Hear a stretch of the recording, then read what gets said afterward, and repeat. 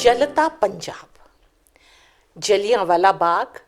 अ, साथियों, अभी तक हम लोगों ने अक्सर जो सुना है कि जलियांवाला बाग में एक सभा हो रही थी शांतिपूर्वक, और जनरल डायर गए और बिना सोचे समझे उन्होंने उस सभा में जो लोग थे उन पर गोलियां चलानी शुरू कर दी।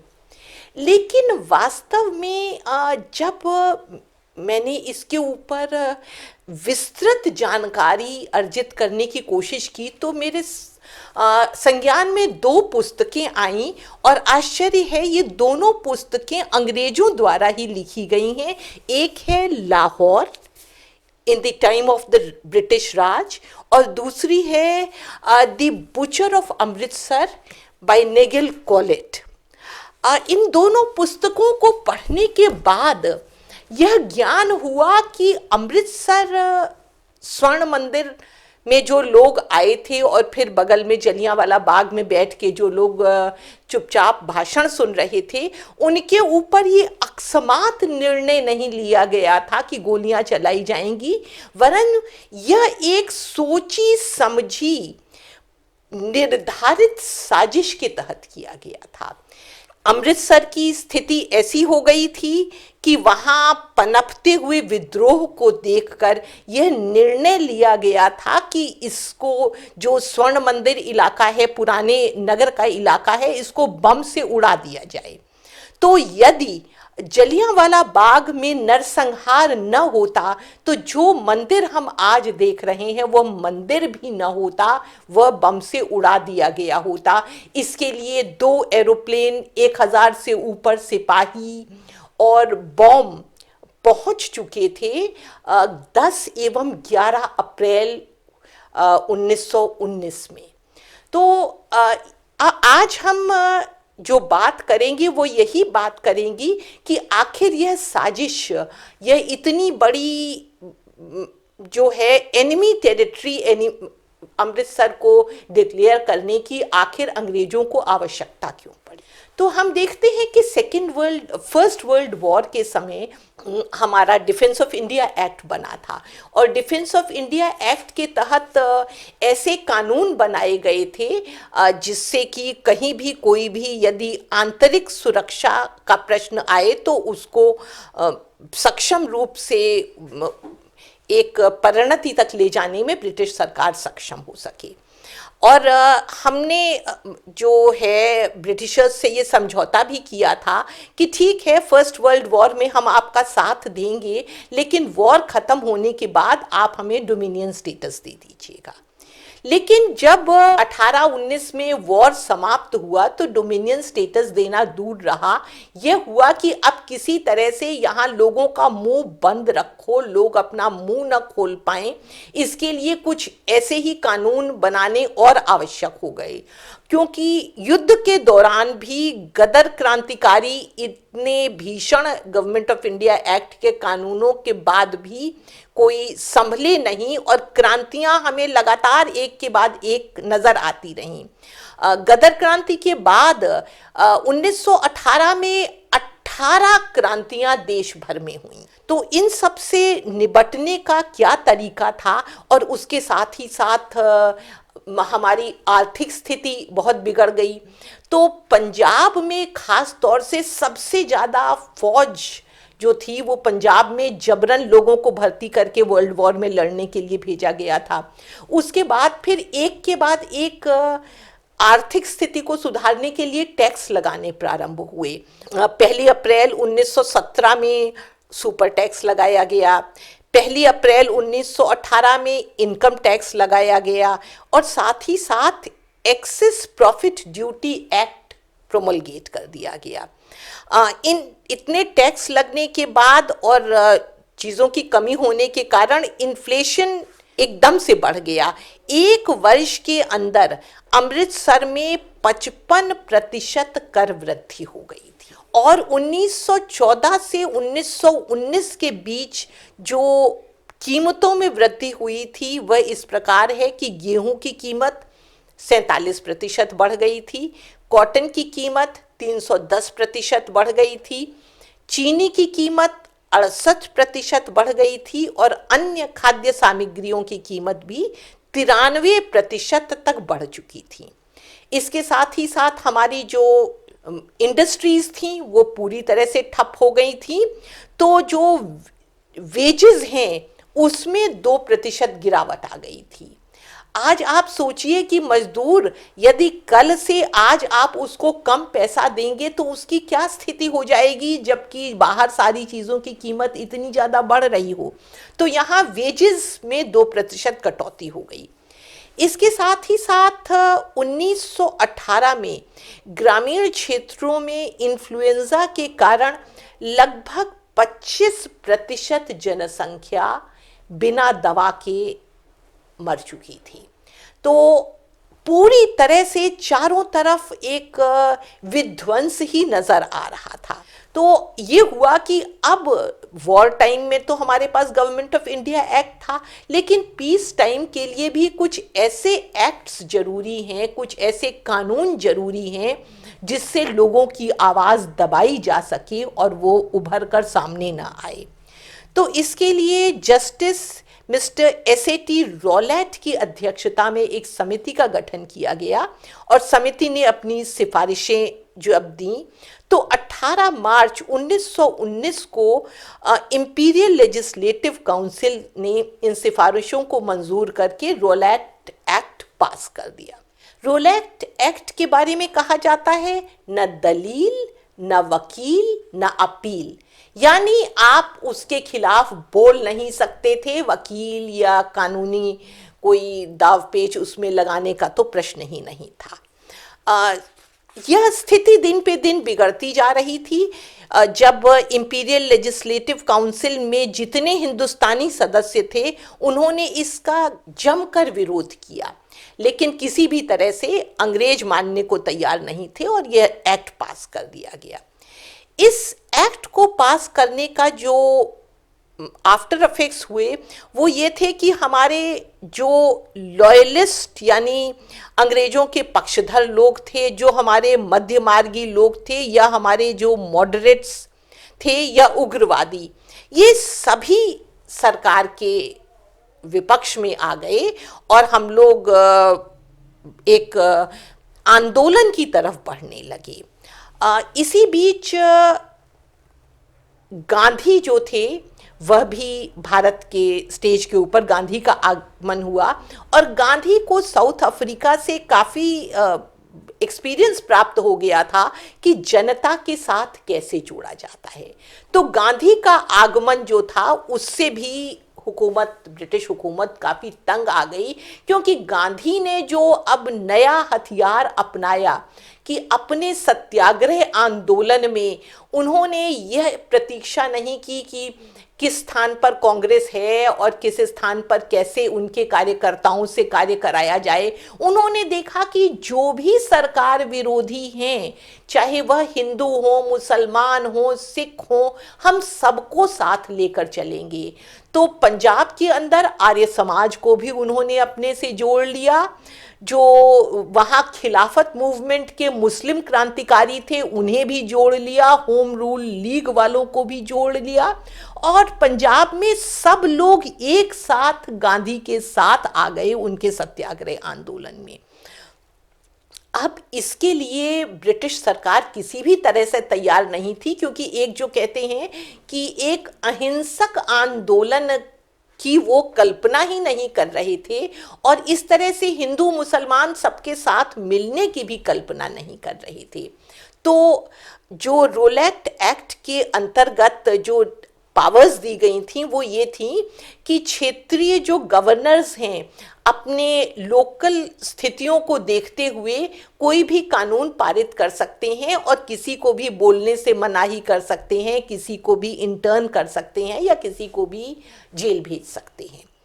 तो पंजाब के गवर्नर थे माइकल ओ ड्वॉयर। ड्वॉयर को स्पेल किया जाता है DWYER की तरह से। उन्होंने इसको देखते हुए जितने लोकल न्यूज़पेपर्स थे उनके ऊपर प्रतिबंध लगा दिए और पूरी प्रेस की फ्रीडम को ख़त्म कर दिया। सारे लोकल न्यूज़पेपर्स बंद हो गए, कोई समाचार हमें पत्रों के माध्यम से मिलना बंद हो गया। और जो ये कॉन्स्पिरेसी की, गदर कॉन्स्पिरेसी की दहशत खत्म नहीं हुई थी कि साथ साथ गांधी आ गए। 30 मार्च 1919 को असहयोग आंदोलन दिल्ली में काफी सफल हो गया और उसने एक खतरे की घंटी ब्रिटिश हुकूमत के ऊपर बजा दी। तो पंजाब के अंदर जो सबसे पहला इन्होंने जो एक्शन लिया वह लिया डॉक्टर सत्यपाल के अगेंस्ट अमृतसर में, जो कि अमृतसर में युद्ध के दौरान प्लेटफॉर्म टिकट्स हिंदुस्तानियों को बेचने बंद हो गए थे। तो उन्होंने, और सत्यपाल इन प्लेटफॉर्म टिकट्स की बिक्री खोलने के लिए आंदोलन कर रहे थे, तो सत्यपाल को यह मनाही कर दी गई कि वह जनता से रूबरू नहीं हो सकते और किसी भी प्रकार से उनको किसी पब्लिक मीटिंग में बोलने के ऊपर उनके प्रतिबंध लगा दिया गया। उसके बाद हमारे 4 और सदस्य थे, डॉक्टर किचलू, दीनानाथ, स्वामी अनुभव और पंडित कोटूमल। इनके ऊपर भी बोलने के ऊपर इनके प्रतिबंध लगा दिया गया।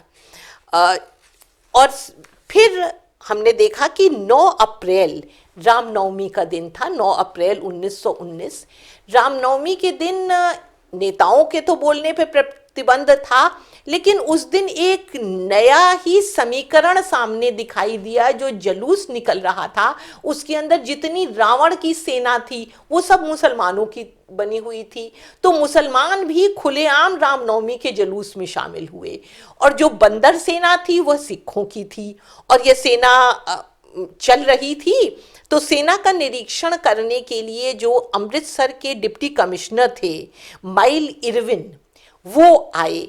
तो इरविन को देख के सेना में जो बंदर थे उन लोगों ने मुंह चिढ़ाना शुरू कर दिया और जो मुसलमान जो रावण के सिपाही थे उन लोगों ने तालियां बजानी शुरू कर दी। मतलब अंग्रेजों की खिल्ली उड़नी शुरू हो गई और शहर के हालात ऐसे हो गए कि तांगे वालों तक ने अंग्रेजों को बैठाने से मना करना शुरू कर दिया। तो इरविन ने इसकी समीक्षा की स्थिति की और तुरंत जो पंजाब के गवर्नर थे उनको ये बताया। गवर्नर के पास जैसे ही संदेश पहुंचा उन्होंने कहा कि भाई अब कड़ाई से इनके सामने पेश आना चाहिए। तो 10 तारीख की सवेरे एक प्रोमलगेशन जारी किया गया, आदेश जारी किया गया कि कहीं भी पब्लिक मीटिंग्स नहीं हो सकती हैं और कहीं भी अगर 4 से ज़्यादा लोग हमें चलते हुए दिखाई दे तो सेना को पूरा अधिकार है कि वह गोली चला दे। पुलिस या सेना जो भी है उसको कानून व्यवस्था संभालने के लिए वह गोली चलाएगी। अब जो नेता लोग थे उनमें जो डॉक्टर किचलू थे, ये एक मुसलमान थे लेकिन बार एट लॉ इन्होंने लंदन से ही किया था और बार एट लॉ करने के बाद डॉक्टरेट जो इन्होंने हासिल की थी वो जाके जर्मनी से की थी। तो जर्मन फासिज्म से ब्रिटिशर्स वैसे ही डरे हुए थे। तो डॉक्टर किचलू एवं डॉक्टर सत्यपाल जिन्होंने की टिकट बिक्री के खिलाफ आवाज़ उठाई थी, इन दोनों को इरविन ने अपने यहाँ बैठक के ऊपर के लिए बुलाया कि आइए हमारे साथ चाय पीजिए और हम लोग बैठ के बात करेंगे। लेकिन जब ये नेता पहुँचे उनके यहाँ बैठक के लिए तो जो एसपी अमृतसर थे उन्होंने तुरंत उनको साथ लिया और गाड़ी से लेकर धर्मशाला के लिए रवाना हो गए और वहाँ हिमाचल प्रदेश में धर्मशाला में जाके इनको इंटर्न कर दिया गया। तो ये एक पुस्तक है जो निगिल कॉलेज की लिखी हुई द बूचर ऑफ अमृतसर। इसके अनुसार हमने ये देखा कि इन्होंने बड़ी ही डिटेल में बात की है कि कैसे हंटर कमेटी बैठी, क्या क्या चीज़ें हुई। तो इसमें यह देखा गया कि जब स्थिति ऐसी हुई तो ओ ड्वॉयर ने तुरंत यह कहा कि अब जो गवर्नर थे पंजाब के कि अब स्थिति बेकाबू हो रही है और हम सेना भेजते हैं। तो जलंधर, अमृतसर के अंदर सेना ज़्यादा नहीं थी, वहाँ केवल 44 सिपाही थे जो जलंधर बटालियन के अंदर काम करते थे। उनके ब्रिगेडियर जलंधर में रहते थे। केवल 44 सिपाही एक कैप्टन के साथ अमृतसर में थे। इसके सिवा 50 सिपाही और थे जो कि अमृतसर में रहते थे और बाकी ये पुलिस ही अमृतसर को कंट्रोल करती थी। लेकिन जब स्थिति नाजुक होने लगी तो तुरंत जलंधर से एक बटालियन तथा लाहौर से एक बटालियन अमृतसर के लिए रवाना की कर दी गई। और इन बटालियंस के साथ ही साथ जो वहाँ 2 एरोप्लेन्स और बॉम्ब भी वहाँ पर भेज दिए गए कि अगर स्थिति खराब होती है तो आप तुरंत बमबारी शुरू कर देंगे। तो ये जब डॉक्टर किचलू और सत्यपाल को लेकर जब चले गए और साथ ही साथ गांधी पंजाब की खराब स्थिति को देखते हुए गांधी ने कार्यक्रम बनाया कि मैं पंजाब जाकर लोगों को कुछ शांत करूं, तो गांधी पंजाब की तरफ ट्रेन से आने लगे। लेकिन पंजाब के बॉर्डर पर पलवल ही गांधी की ट्रेन से उतार लिया गया और उनको वापस बंबई भेज दिया गया। जब जनता ने देखा कि न गांधी को अंदर आने दिया जा रहा है और न यहाँ के हमारे जो लोकल नेता थे सतपाल, डॉक्टर किचलू का पता ही नहीं बता रहे कि वो हैं कहाँ, पता नहीं उन्हें मार दिया या जिंदा हैं, तो लोग डिप्टी कमिश्नर के दफ्तर की तरफ बढ़ने लगे कि हम जाके अपने नेताओं की रिहाई की मांग करें। अमृतसर की जो ज्योग्राफी है वो इस प्रकार है कि जो पुराना शहर है जो स्वर्ण मंदिर के आसपास बना हुआ है, वहाँ पर पतली पतली गलियाँ हैं और वो पूरा दीवार से घिरा हुआ है। और दूसरी तरफ हमारा जो ब्रिटिश कैंटोनमेंट था वो खुला हुआ, उसके अंदर हरे भरे पेड़ और बड़ी बड़ी भव्य इमारतें थीं। तो जो पुराना शहर था उससे उसके और नए शहर के बीच में रेलवे लाइन आती है। तो जनता अपने पुराने शहर से और ब्रिटिश कैंटोनमेंट की तरफ जाने लगी क्योंकि वो डिप्टी कमिश्नर से रिहाई के लिए कहना चाहते थे। लेकिन रेलवे लाइन के ऊपर ही उन्हें रोक दिया गया क्योंकि तब तक काफ़ी सिपाही आ चुके थे और उन्होंने रेलवे लाइन पार करने से मना कर दिया। जब पार करने से मना कर दिया तो कुछ लोगों ने पथराव सेना के ऊपर किया। जैसे ही सेना के ऊपर पथराव हुआ तो वापस रिटेलिएशन में उनके ऊपर गोलियां बरसनी शुरू हो गईं बिना किसी पूर्व सूचना के, जिससे लगभग 10-12 लोग वहीं पर मारे गए। जब ऐसा हुआ तो शहर में तो ये खबर आग की तरह फैल गई और सारी जो जनता थी उन्होंने पुराने अमृतसर शहर के अंदर जहां गलियां थीं, जो स्वर्ण मंदिर और वो इलाका था, उसके ऊपर उन्होंने पूरा कब्जा कर लिया। और जितने ब्रिटिश लोग थे उनके ऊपर वो लोग वो भाग के किसी तरह से कोतवाली में छुपने की उन्होंने कोशिश की। 2 अंग्रेजों के बैंक थे, वो दोनों बैंक लूट लिए गए और जब उसका विरोध किया तो दोनों मैनेजर्स की वहीं पर मुठभेड़ में दोनों मैनेजर्स मारे गए। साथ ही साथ कहते हैं कि एक गर्ल्स कॉलेज की प्रिंसिपल के ऊपर भी कुछ आक्रामक रुख अपनाया गया, परंतु जो लोकल वहाँ के लोग थे उन्होंने उनको बचा लिया और उनको अपने यहाँ शरण दे दी। लेकिन इस तरह से 2 मैनेजर्स की हत्या ये बहुत ही सीरियसली ली गई और जो हमारे जलंधर बटालियन के जो ब्रिगेडियर थे वो थे हमारे फेमस माइकल रेगिनाल्ड डायर। ये ब्रिगेडियर रेगिनाल्ड डायर, जिसको हम बूचर ऑफ अमृतसर के नाम से भी जानते हैं, और इनकी बड़ी डिटेल स्थिति का जिक्र हम करेंगे कि किस तरह से रेगिनाल्ड डायर और माइकल ओ डुवॉयर ने मिलकर पूरी योजना बनाई और किस तरह से साजिश की। तो ये 10 दिन की छुट्टी पर गए हुए थे, आगरा, दिल्ली इत्यादि। जब ये छुट्टी से लौटे तो लौटते समय ही इनकी कार के ऊपर भी कुछ पथराव हुए और एक जगह इनकी कार को रोकने का भी प्रयत्न हुआ। तो इन्होंने देख लिया कि पंजाब की स्थिति इस 10 दिन में बहुत बिगड़ चुकी थी। तो ये जलंधर पहुंच के इन्होंने अपने परिवार को वहां छोड़ा जलंधर में और वो तुरंत अमृतसर के लिए प्रस्थान कर गए। अमृतसर पहुंच के 10 तारीख की रात में ही उन्होंने स्थिति का जायजा लिया। तो उनको डिप्टी कमिश्नर ने बताया कि इस तरह से दिन में पथराव हुआ और शहर में सेक्शन 144 लगा दिया गया है। अगर कहीं भी शोर शराबा हुआ तो सेना और पुलिस एक्शन लेगी और लोगों के ऊपर गोली चलाएगी, इसलिए कहीं भी 4 लोगों से ज़्यादा लोग एक साथ एकत्रित नहीं होने हैं। लेकिन इन्होंने ये जो आदेश थे ये पूरे शहर, पुराने शहर में नहीं बंटवाए, बल्कि कुछ वकीलों का एक समूह आया था ये परमिशन लेने कि जो लोग सवेरे के गोलीकांड में मारे गए हैं, हम उनका दाह संस्कार के लिए उन्हें शहर से बाहर ले जाना चाहते हैं। तो जो ये वकील लोग आए थे परमिशन मांगने, उन्हीं को ऑर्डर्स की एक कॉपी दे दी गई कि शहर में धारा 144 लागू कर दी गई है। साथ साथ खालसा कॉलेज के प्रिंसिपल को भी एक प्रतिलिपि भेज दी गई इस प्रोक्लेमेशन की कि वो छात्रों को बता दें कि छात्र भी स्कूल कॉलेज सब बंद किए जा रहे।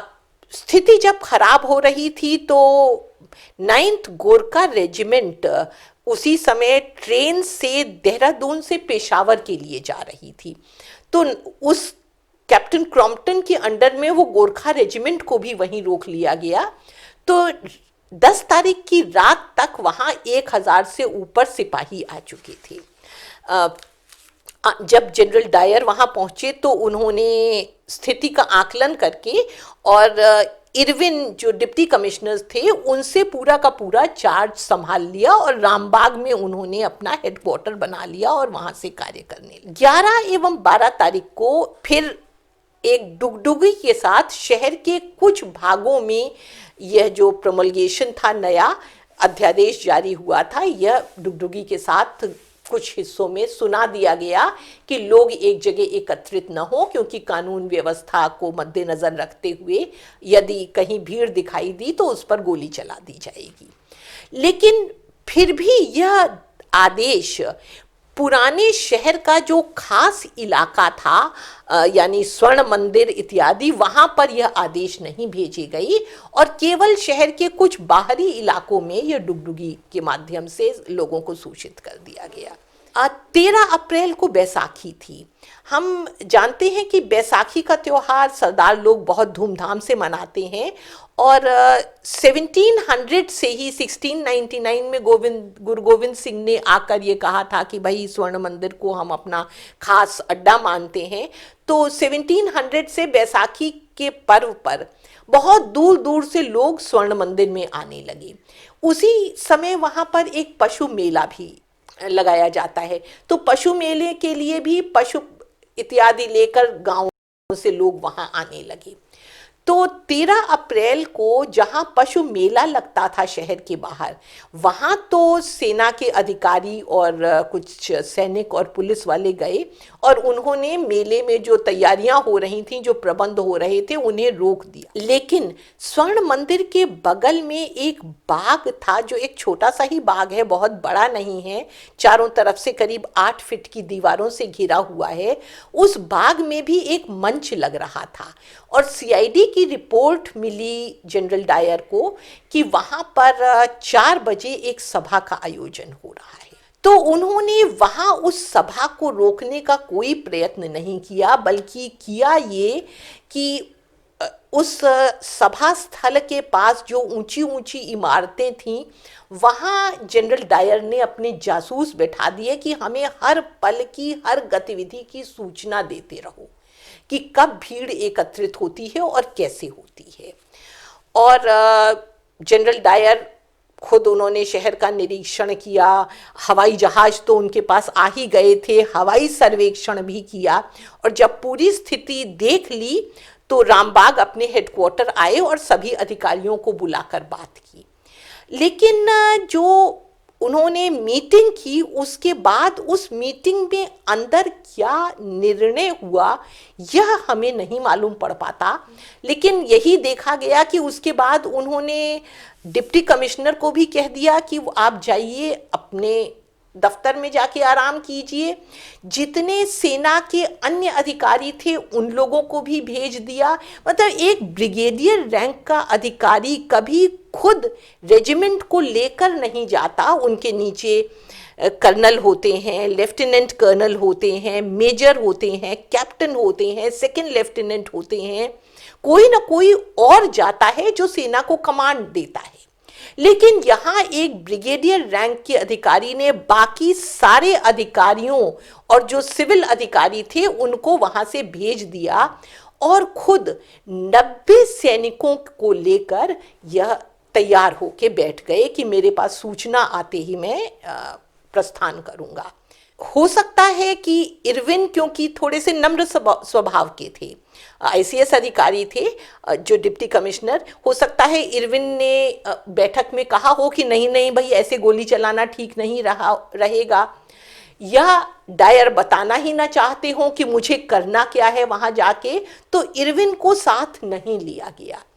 और जब उन्हें अपने जासूसों से सूचना मिल गई कि हाँ करीब 20,000 के करीब जनता एकत्रित हो गई है अब जलियांवाला बाग के अंदर, तब उन्होंने प्रस्थान किया। जलियांवाला बाग एक ऐसा स्थान है स्वर्ण मंदिर के बिल्कुल बगल में जहां अरदास करने के बाद सब लोग आकर थोड़ा विश्राम करते हैं। वो आज भी उसी तरह से सुरक्षित है और बाग के बीचों बीच एक कुआं है जिससे पानी लेके लोग पीते थे। तो वहां पर भीड़, और फिर ये तय हो गया था कि 4 बजे यहाँ मीटिंग होगी। तो जब जासूसों ने ये सूचना दे दी कि हाँ करीब 20,000 के करीब पब्लिक पहुंच गई है, तो डायर ने फिर बड़ी ही चालाकी से केवल 90 सैनिक साथ लिए, जिसमें से 40 बलूची थे और 50 गोरखा। मतलब कोई भी हिंदुस्तानी सैनिक नहीं था जिसकी की कोई भी हमदर्दी सरदारों के साथ या बच्चों के साथ या औरतों के साथ हुए। तो केवल बलूची और गोरखा जो कि यहाँ की परिस्थिति से अनभिज्ञ थे, बाहर के लोग थे, उनको साथ लेके डायर अपने बॉडीगार्ड्स के साथ, डायर खुद तो कार से चले और इन 90 सैनिकों को पैदल अपने साथ मार्च करा के वो पहुंच गए। उन्होंने अंदर घुस के तुरंत गोरखास को कहा कि वो दाहिनी ओर जाएं और बलूचीज को कहा कि वो बाईं ओर आएं। और फिर उस समय सभा चल रही थी और सभा के अंदर जो वहाँ के ऑर्गेनाइजर्स थे उन लोगों ने देखा कि सैनिक आ गए हैं, तो जो औरतें और बच्चे वो डर के उठ के भागने लगे। तो ऑर्गेनाइजर्स ने कहा कि नहीं नहीं बिल्कुल शांत बैठे रहिए, आप लोगों को कोई डरने की आवश्यकता नहीं है, क्योंकि जब तक हम कोई प्रोवोकेशन का कारण नहीं देंगे आखिर सेना हमारे ऊपर क्यों एक्शन लेगी।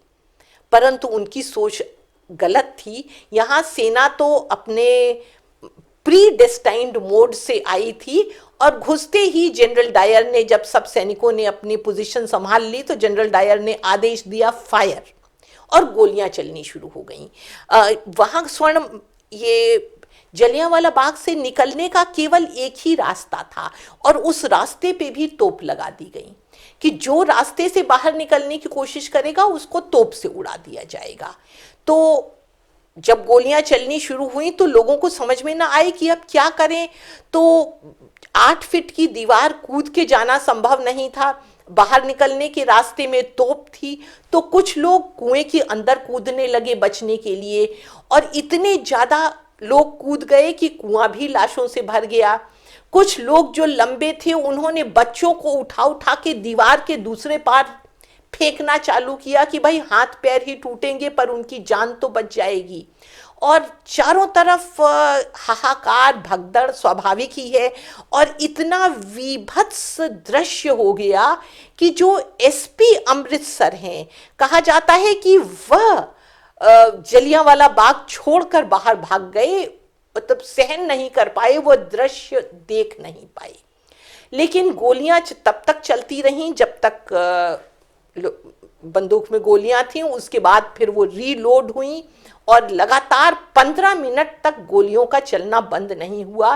फिर जब सैनिकों ने कहना प्रारंभ किया कि अब हमारे पास केवल 1 या 2 गोली बची है जो हमारे अपने बचाव के लिए काफी है, तब जाकर डायर ने आदेश दिए कि गोली चलानी रोको, और तब गोरखास से कहा कि अपनी संगीन से कुरेदो भीड़ को।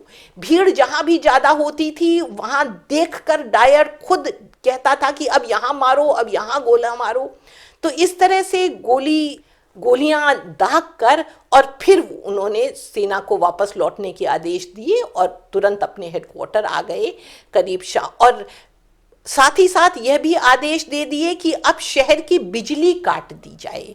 तो शाम हो रही थी, 6 बज चुका था, पूरे शहर की बिजली काट दी गई जिससे बिल्कुल अंधेरा हो जाए। और उसके बाद शहर में मार्शल लॉ लगा दिया गया और कर्फ्यू लगा दिया गया, जिससे कि घायलों को भी अस्पताल भेजना संभव न हो सके। तो साथियों, यह थी हमारे अमृतसर जलियांवाला बाग की कहानी। अगले एपिसोड में हम देखेंगे कि इस घटना के बाद क्या हुआ, इस सोची समझी साजिश के बाद ब्रिटिश सरकार की क्या नीति थी कि किस तरह से विद्रोह को कुचलने के लिए क्या क्या और करना आवश्यक है। धन्यवाद।